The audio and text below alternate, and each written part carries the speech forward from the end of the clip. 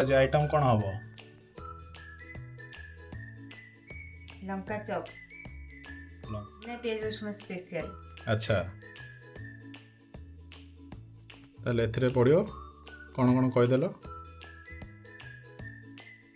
Fast आमे नबा लंका तापरे तार स्टफिंग प्रिपरेशन पई आलू आउ गाजर बीट तापरे ता मसला प्रिपरेशन पई कंचा लंका आउ चिना बादाम अदा आउ मिर्सिंगा पत्र आउ धनिया पत्र अच्छा आउ जीरा आ मसला पकेयानी मसला गुंड आउ हल्दी बस एति हाँ एटा करियो के समय लागियो?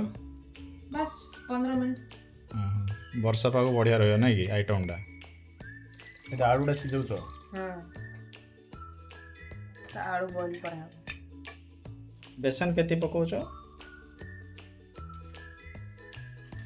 200 ग्राम बेसन ए बेसन रे हल्दी घाटिलो हाँ आ कोन पड़ियो? ये लूण टेस्ट अनुसार अच्छा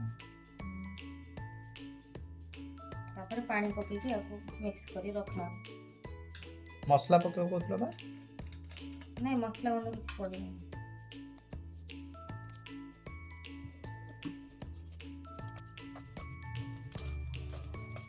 ए परफेक्ट बैटर हे साला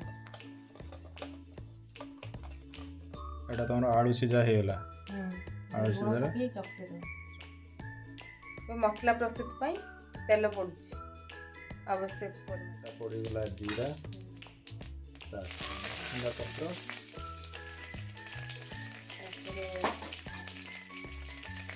मसला बनाइतला एटा की मसला रे की मसला बनैतो? बादाम कंचा लंका हां आउ गोटा धनिया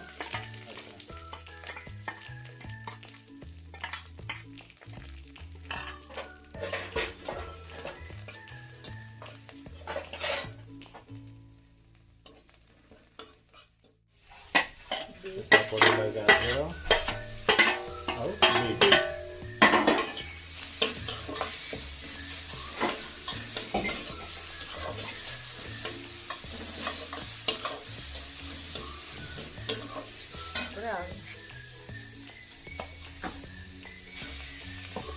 तो मिसला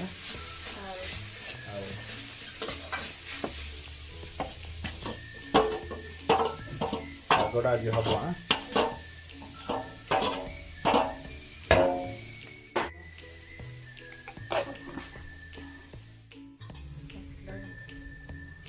मसला मसला होममेड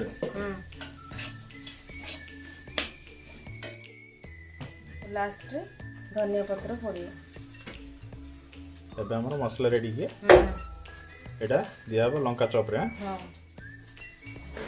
मसला रेडी एटा कोन करछो स्टफिंग टा देउछ कि भीतर एमती स्टफिंग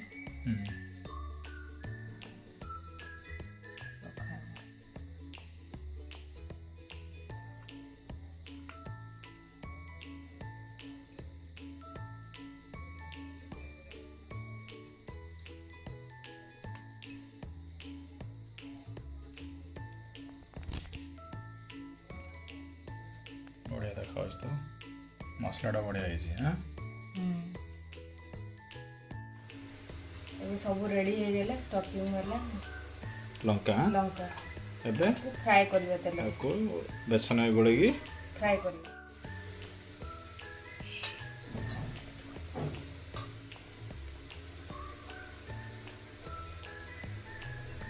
एबे हमर लंका चॉप रेडी हेबाक जाउछ